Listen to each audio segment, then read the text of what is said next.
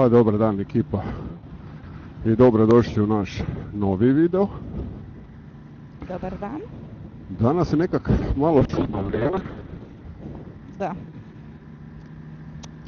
Ali budemo riskirali, idemo bez kofera i bez svega, pa ćemo vidjeti kako će to proći. Da.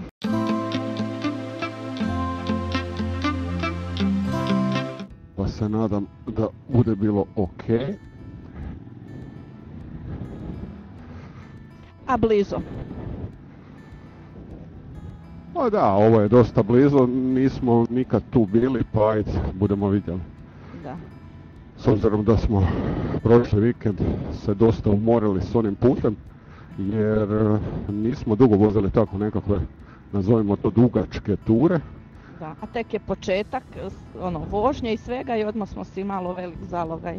A da, a još si nepripremljen, vamo tamo sav uzbuđen, jer jedva čekaš da se makneš od ove naše klasične rutine.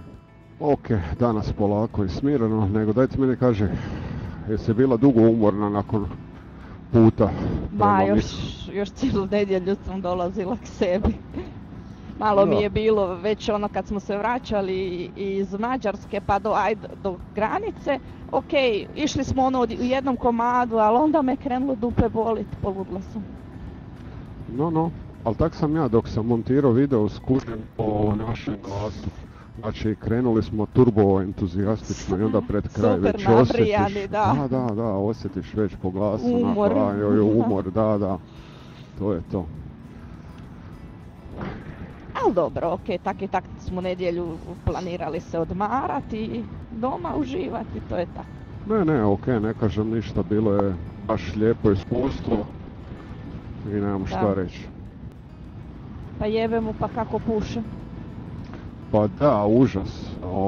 Vi ne vidite to na kameri, jel mogu vam reći da su bočni uzeli vjetra, onako fajn. Da, evo vidi se tam po drvetu, ali kad smo bili doma, onak lagano je pirkalo, toplo bilo, ovdje smo sad baš malo na otvorenom, pa nam je baš malo nas voza. Pa to nema zaštite, nikada već da su livade. A to, htio sam reći, a mi uvijek kad smo na motorima smo na otvorenom. A ne to. Kuručim te. Ali baš je ružno kad te s boka lupi vjetar. Da. Voziš na sredini, otpuše me do crte ovdje, skroz. A gledaj, frajera bogati, a mi tu cvijelimo. A šta, on kratkim rukavima. Bravo. Tak bi mi da imamo jedno 18 godina, a ova vruća krv. Nego, baš sam te htio pitat, ima jedan komentar što sam pročitao tamo, što nam je od prošlog vikenda čovjek ostavio, dobro, neću ga sad citirati, ali ja koliko znam, mi skoro u 99% slučajeva konstantno nosimo opremu, full. Da. Bez obzira bilo vani 40 je bilo, postoje meš jakne i svašta nešto. Ne, tako mi baš obavezno to i djecu isto. Dobro, sad djeca kad idu s nama, imamo skoro sve za njih, osim za Niku nemamo tenisice. Ali on može obući tvoje, to sam vidio da je paša. Da, već mu je paše moje, Patrik ima i uvijek gledamo da imamo sve. Ne znam, ja ne kažem da te to može spasiti, ali jebi ga. Zaštitite, ne moraš baš ogult kožu ako ne moraš. Ne, htjela sam reći, ok, zaštitit će oprema i sve, ako si ti juriš i ako se buš strgat ćeš se tak i tak bez opreme, ali ovak kod pada blažih ne moraš baš ni polomit koljeno, ni... Ne znam. Recimo, ja se osjećam sigurnije. To. Prošli sad tjedan, kak bude. Prošli tjedan, to jest vikend kad smo išli tamo za Donji Miholjac i to, od dvorca smo otišli nekih pola kilometra bez rukavica na rukama. Da. I baš mi nije bilo uopće ugodno voziti. Tako čudan osjećaj. Da, a prije kad sam krenuo voziti, bilo mi je čudno kako ću uopće moći sa rukavicama, a sad bez njih se osjećam nekak sputano. Nekak stvar navike, da. Ok, govorimo o ljetnem. Zimske su puno deblje i ona gubi se više osjećaja, ali ok, mislim. A opet se može. Može se. Mi smo se tak iz početka navikli Ma to da je to, imamo najbolje. sve i to je tak. Tak učimo i djecu, sad sve ovisi, neko sam nosi kacigu i rukavice i tak se navik, ovoga sputava, ali Ok, njegov izbor, mislim. Da, ja dok idem i u grad, ja imam mototraperice, obučem i tenisice i gore mešjaknu ili nešto i... Ali ako je nekoga stram radi štitnika ili nečega na mototrapericama se ovim baš se to ni ne vidi. Baš se onako malo se primijeti, ali je okej. Primijeti se malo, ali nije toliko strašno, pa neš mislim ići u diskač ili negdje, ali ajde, jebi. Mene nije briga, pa svejedno gdje idem nosim kacigu sa sobom, ako mi je motor malo mrvicu dalje parkiran, pa vide da sam s motorom, a i šta me brigam. Ne moramo se mi nikom opravdavati, nije nas sram ko recimo mlade ili nešto, Nika već neće, ona kak joj to izgleda. Da, ona baš mora, tako je, prvo ljepota, onda dalje ćemo gledati, da li je sigurnost ili nešto, da. A dobro. Klinci. Da. No dobro, da vas malo vas udavismo, pa idemo mi lagano put pod noge, imamo još nekih 20 minuta do odredišta, pa ćete vidjeti šta smo danas pripremili. I evo nas, prolazimo velike Zdence. Jel idemo na treći izlaz za Barč? Ne idemo za Mađarsku, ne idemo po ovim cestama. Čekaj, šta je ovo s lijeve strane? Zdenka ili šta? Zdenka, da, za svir. Zvornica Ofsira. Je, Zdenka. Jebi ga, sad nisam stigla stati. Pijemo si moro. Mene sad zbrco. Ajde, ja ću lagano ići, ide ovaj za mene. Nisam mislio da će biti toliko prometa ovdje. Ja sam uletla, nisam da stigla. Veliki ribnjaci s moje desne strane i ovdje je baš za ekipu koja voli ribičiju. Neka, ni oni se ne daju vjetru. Neka, lijepo. Pa ljudi vole to, šta? Pa da. Gle, Milina, gle koliko ih ima, čovječ. Super. A gle, ovdje je jezero, sad su pokrčili travu pa se vidi. Da, lijepo je. Pa tu je gore bila šetnica, a sad je malo to zarašćeno.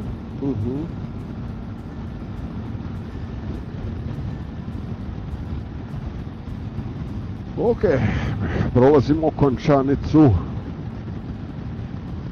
I trebamo doći u Šuplju lipu. Ozbiljno, tak se selo zove. Tak se zove Šuplja lipa, znači mi imamo takvih naziva da je to, ne znam, to je trebalo u Guinnessovu knjigu rekorda uvrstiti, majke mi. A pa gospođo, vi dolazite, a? Malo smo se razišli, a? Malo smo se zapričali i ošli. Dobro, tu se skreće desno, piše ti Šuplja lipa. I onda ne mrem naći nikak mjesto da se okrenem k vragu. Vidiš da piše Šuplja lipa? Da. Da ne bi neko mislio da lajđem. Evo, selo Dioš. I za današnji dan smo odlučili da dođemo posjetiti šta? Dvorac Dioš u Končanici. Ok, sad idemo se vidjeti. sparkat pa ćemo vidjeti onda sve, da vidim i gdje i šta se može, aha, može se lijepo stati, super. Evo, mi nismo ni znali da nam je to u blizini. Pred nosom. Pred nosom i sram nas bilo, da. Dobro. A, to je i sređeno, nećemo moći unutra, da. To su povučeni novci iz evropskih fondova. Salezijanci, tu će biti mladež Salezijanaca. Kud ti se kušiš? Kud ti tad ideš? Ne možeš u Rikers kad sam ja iza tebe. Nema veze. Ne znam šta je to, bomo vi čuli. Ok. Dosta. Ja sam, daj mi doći pomoć, ne mrem izaći. Pa neđe sam gleda upala u rupu. Čekaj, da sam napravila krug. Čekaj, Dobre, hvala lepo. Pa baš sam u... Joj, majko moja. Dobar. Ok, idemo se ekipa raspremiti pa ćemo onda dalje. Jeste se vi sparkali, gospođo? Evo, jedva. Evo ga. Pozdrav ekipa, evo danas jedna ne tako, mislim lijep je dvorac, ali meni nije toliko atraktivan ko ovaj u Donjom Miholjcu. Dobro, nije, ali je lijep. Gle, ovo je, budete sad vidjeli, znači nalazimo se u selu Dioš, malo sjevernije od Daruvara. Nismo ni znali da tu postoji tako lijepi dvorac. On se sada obnavlja. U biti to je najmlađi dvorac u Slavoniji, jer Daruvar već, istočno Daruvar već ide Slavonija. Građen je 1906. godine, godinu dana je građen. Rođaci grofa Jankovića su kupili posjed i oni se zovu Tukori. Za svoju kćer Mariju su sagradili ovaj dvorac da izgleda više kao gospodarska kuća, ne ni kao ljetnikovac, ni neka lovačka kuća. I poslije Drugog svjetskog rata dvor je pripao Salezijancima. Oni su mu i nadjenili ime Marijin dvor, ali im je promjenom vlasti on oduzet i 1995. godine im je vraćen u vlasništvo. A Salezijanci se bave kršćanskim odgojem mladih i adolescenata i ovdje je bila škola. Sad se to uređuje. Iz europskih fondova su povučena neka sredstva, znači pri kraju je skoro uređenje i tu će biti u biti Europski centar Salezijanaca za mlade i adolescente, bit će škola, ima kapelica i bit će otvoren za javnost. Daj mi ponovi još jedanput, šta je to Salezijanci? Da, šta je to? To su kršćani, isto koji mi, odred Svetog Franje Saleškog, koji promoviraju kršćanski odgoj mladih adolescenata, pomažu najugroženijima, najsiromašnijima i tako. Lijepo. Da, a znate šta je još lijepo? Hoćeš ti reći? Da počinje kišica ne da počinje, nego pada. Pa smati. A dobro, budemo sad malo otišli. Ok, ali lijepo izgleda. Ova strana još nije riješena. Ova strana još nije riješena. Da. I unutra kažu da je vrlo bogata. Unutrašnjost. Vidim, dobro, aj prozor i više moderni stil, ali aj... Dobro, smeđi su, imaju ove lukove zaštite. Ok, bit će lijepo i unutra je veliki prostor i kapelica. Ali ok, nisam znao, evo iskreno da postoji nešto tako u našoj blizini, znači nekih 40 km recimo. Da, u Bjelovarskoj, Bilogorskoj županiji nije da imamo mi baš nešto pretjerano dvoraca, a za ovaj smo slučajno saznali. Mene sad i sram što nismo to znali. Da. Da. Ok, ekipa, to je to u kratkim crtama. Vidjeli ste ili ćete vidjeti sa dronom snimku dvorca sa malo ljepše strane, a mi polako se spremamo i begamo prema doma jer kiša evo samo što nas nije uhvatila. Iz nekog razloga rekli su da nećemo ništa. Možda je uspijemo pobjeći. Možda. A možda i u šupi. Da, ok, lijep dvorac, lijepo napravljen. Još dok se to sve završi, dok se okolina uredi, to bit će to lijepo. Ok ekipa, pozdrav iz mjesta Dioš i dvorca Marijin dvor. Eto, da ne bi šta krivo rekao. Pa se vidimo na putu. Eto, mi ekipa napuštamo ovaj dio pošto je, već sam se sparko, pošto je krenula nekakva kišica, pa se nećemo zezati više. Idemo mi prema našoj kući. Nije baš... Pa nisu rekli nikakvu padalinu, ajde okej, ono... Šta je? Neš malo, može. Prsne i šta mi znamo. Ali može? Može. Ok, lijep dvorac, nemam šta reći. Žalosno samo što nisam znao da postoji uopće tak nešto ovdje kod nas. Ali okej. Ali to će Je. biti u privatnom vlasništvu, znaš, i kad naprave, kad ograde Da. sve, ne vjerujem ja da će se moći doći pogledat osim Da, s vanjske strane ograde. Da, preko tjedna će biti otvoreno za javnost, jer tu će biti škola. Aha, misliš Tako da će... Da, bit će vjerovatno za te kao i duhovne obnove za mladež i tako Da, to. I kužim. bit će europski centar, tak da će dolaziti od svagdje. A malo bi trebali da još to urediti i cestu možda i nešto i budu vidjeli. Ok, ali lijepo stvarno za vidjet, Da, a tako da. blizu, stvarno mislim nekakvih 40 km, Da, super. Rekao, nema me sam pitat da li tamo lijevo treba ići. a ja sam već mislila da smo blizu glavne, rekao, ali ne, zaboravila sam. Nismo. Sad idemo nasuprot, s desne strane nam je glavna. Da. Ok, vrijeme se mijenja iz dana u dan, sve blesavije i blesavije vrijeme, nemam šta reći, te sunce, te kiša, te vjetar, te ovo, svašta. Da.